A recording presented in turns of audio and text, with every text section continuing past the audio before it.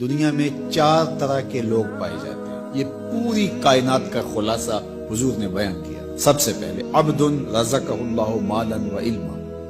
پہلا شخص وہ جس کو اللہ نے مال بھی عطا کیا، سمجھ بوجھ بھی عطا کی، علم بھی عطا کیا. فہو یتقی فیہ ربہ، اور وہ اس معاملے میں اللہ سے بہت ڈرتا ہے. اسے پتا ہے کہ مال کا حساب بھی ہونا ہے. وَيَصِلُ فِيهِ رَحِمَةً، صلہ رحمی کرتا ہے، اپنے غریب رشتہ داروں کا خیال رکھتا ہے، ان کی ضروریات کو پورا کرنے کی کوشش میں لگا رہتا ہے. وَيَعْلَمُ لِلَّهِ فِيهِ حَقًّا، اور مال میں جو اللہ کا حق ہے اس کو جانتا ہے کہ میں نے زکوٰۃ بھی ادا کرنی ہے، سائل کو بھی دینا ہے، محروم کو بھی دینا ہے، صدقہ فطر بھی دینا، اس کو اس کے حق کا بھی پورا پتہ، اس میں کوتاہی نہیں کرتا. فہذا بافضل المنازل، حضور فرماتے ہیں سب سے بہتر جگہ پہ کھڑا شخص اگر دیکھنا ہو تو یہ کھڑا ہے، جس کے اندر 2 خوبیاں ہیں، مال بھی اسے نصیب کیا گیا اور اس کو علم بھی عطا کیا گیا. دوسرا شخص وعبد رزقہ اللہ علما، وہ شخص جس کو اللہ نے علم کا نور عطا کیا، سمجھ بوجھ عطا کی، فہم و ادراک سے مالا مال کیا. ولم یرزقہ مالا، لیکن مالی حالت اس کی مستحکم نہیں ہے، بہتر نہیں ہے. فہو صادق النیہ، لیکن وہ نیت کا بڑا سچا شخص ہے.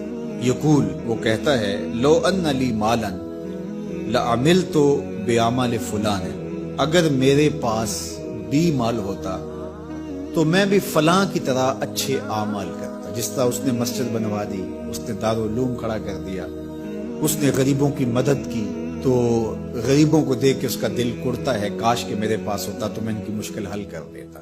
برہنہ پا لوگوں کو، برہنہ بدن لوگوں کو دیکھ کر کے وہ بے چین ہو جاتا ہے. بھوکوں کو دیکھ کر کے اس کے دل میں آگ لگ جاتی ہے، کاش میرے پاس کچھ ہوتا تو میں ان کو بھوکا نہ سونے دیتا. وہ سچی نیت کے ساتھ، اگر اس کے پاس ہو تو وہ ایسا کرے، سچی نیت کے ساتھ وہ یہ ارادے رکھتا ہے اور یہ آرزو کرتا ہے، کاش کہ میرے پاس ہوتا تو میں بھی یہ کرتا. اللہ کے محبوب علیہ السلام نے ارشاد فرمایا وہ اس مالدار عالم کے درجے پر ہے، فَأَجْرُهُمَا سَوَاءٌ، ان دونوں کا اجر برابر ہے.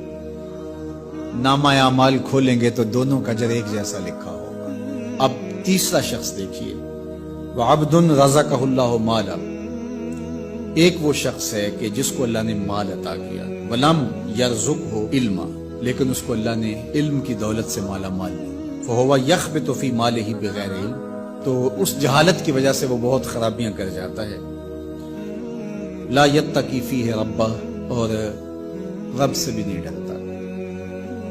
مال کی کثرت نے اس کی آنکھوں پہ پٹی باندھ دی ہے، عقل کل سمجھنے لگ گیا ہے اپنے آپ. تکبر، رعونت، غرور اس کی طبع میں داخل ہو گیا ہے، غریبوں کو حقیر سمجھنے لگ گیا ہے. ولا یصل فیہ رحمہ، اور صلہ رحمی بھی نہیں کی اس نے. ولا یعلم للہ فیہ حقا، اور مال کا جو حق ہے اس کو بھی وہ فراموش کی ہو. فہذا باخبث المنازل، میرے حضور فرماتے ہیں یہ سب سے بری جگہ پہ کھڑا ہے، یہ خبیث ترین جگہ کا حامل شخص ہے. وعبد لم یرزقہ اللہ مالا ولا علما، چوتھا شخص وہ ہے جس کو مال بھی نہیں دیا گیا اور جس کو علم بھی نہیں دیا گیا، کنگال بھی ہے اور جاہل بھی ہے، نہ علم دیا گیا، سوجھ بوجھ بھی نہیں دی گئی. فہو یقول، اب وہ کیا بولتا ہے، لو ان لی مالا، اگر میرے پاس مال ہوتا، لعملت فیہ بعمل فلان، تو میں اس کی طرح عیش و عشرت کرتا، میں بھی یوں ہی اس مال سے اپنے نفس کی تسکین کا سامان کرتا، اپنی خواہشات کی تکمیل کرتا. تو وہ یہ آرزو کرتا ہے. فہو بنیتہ، تو وہ اس کی نیت پر ہے. فوزرهما سواء، تو اللہ کے محبوب علیہ الصلوۃ والسلام فرماتے ہیں ان دونوں کا گناہ برابر ہے، یہ کل قیامت کے دن اسی کے ساتھ کھڑا ہوگا. تو یہ 4 طرح کے لوگ اس دنیا پہ پائے جاتے ہیں. اب ہم دیکھ سکتے ہیں کہ ہم کس درجے پہ ہیں.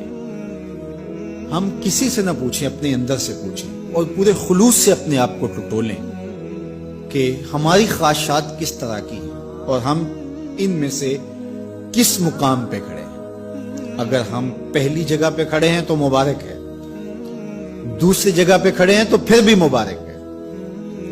لیکن اگر دوسری 2 جگہیں ہیں تو پھر فوراً ہٹ جائیے ان جگہوں سے اور اللہ کے حضور دعا مانگیے کہ اللہ ہمیں رزق حلال، رزق وسیع، رزق سہل، رزق مبارک، رزق فراواں عطا کر دے، اور اس رزق کے حق کو پہچاننے کی اور اس رزق کو تیری راہ میں خرچ کرنے کی توفیقات نصیب